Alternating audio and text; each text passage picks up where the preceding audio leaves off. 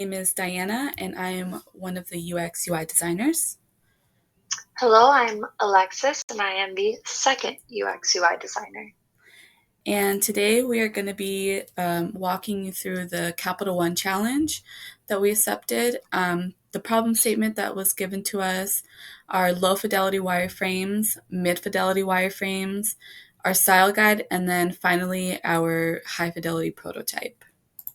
So for the challenge, Capital One wants to help college students with their tight budgets by providing an application to help to monitor and manage their spending. So the problem statement, create a high-level design for a mobile app or web platform to empower Capital One consumers to better manage their payments for ongoing streaming subscription services, for example, Amazon Prime, Spotify, Netflix, Apple Music, Dropbox, and so on. This application should help detect and manage Capital One consumers' subscriptions once they have not been used for more than 3 months. So here we have our low fidelity wireframes where we kind of sketched out our initial ideas. And here we have our mid-fidelity wireframes. So here you'll see on the first wireframe that the user will get a notification about their subscriptions, which is going to go ahead and prompt them to visit the Capital One app. Through the Capital One app, they will be able to see however many subscriptions it is that they have been neglecting for 3 months. And they will be able to go into the credit cards screen according to the subscriptions that are underneath that credit card. And then here they have the ability to choose whichever one that they would like to cancel, and then it'll take them to a pop-up that will move them forward and show them how they can go ahead and unsubscribe from this subscription. And here we have our style guide where you can see the cards, the buttons that we've come up with. The colors that we chose are all the colors that you can find within the Capital One app.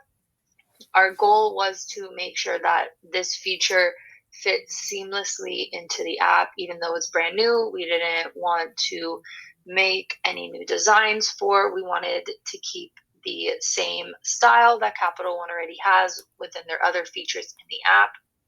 We worked to find a font that fit as best we could with the Capital One font that they use within their app. And then we'll move on to our high fidelity. So here we have the first screen, which is where the user will get a notification from Capital One, which will then prompt them to go into the Capital One app. They'll log in as usual. So the first screen is, of course, the home screen, where they'll see the subscription list of subscriptions that need to be reviewed. So they'll go into the card that is associated with those subscriptions, which is Quicksilver in this case. So here we have where they'll be able to quickly view what needs to be reviewed, and they'll be able to go view all.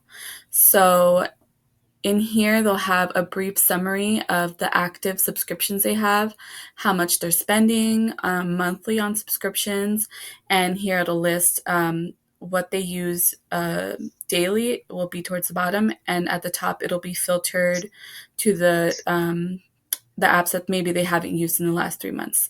So we're going to take a look at Spotify, and it'll then pop up this box where it'll kind of give them a brief summary of their usage for Spotify. So in the last 3 months, they haven't used it. And in the past, they've used it about 10 times a month. So that's a big jump. Here, it'll show them how much they're spending per month on this specific subscription. And then they'll have the option to go ahead and unsubscribe. Here, they'll have a notification and say, okay, you're about to be redirected to Spotify to continue your unsubscribing. And they'll say, yes, go ahead and take me to Spotify. So the reason why we decided to redirect them into whatever app or website is that they want to unsubscribe from is that we found that it would be a much more seamless process for the user to be able to go into the app where they're more than likely already logged into, rather than having them try to re-log into this app through Capital One, whereas many of us, I know personally, do not remember all of their passwords. So we found that this was the cleanest and the easiest way for the user to be able to get what they are trying to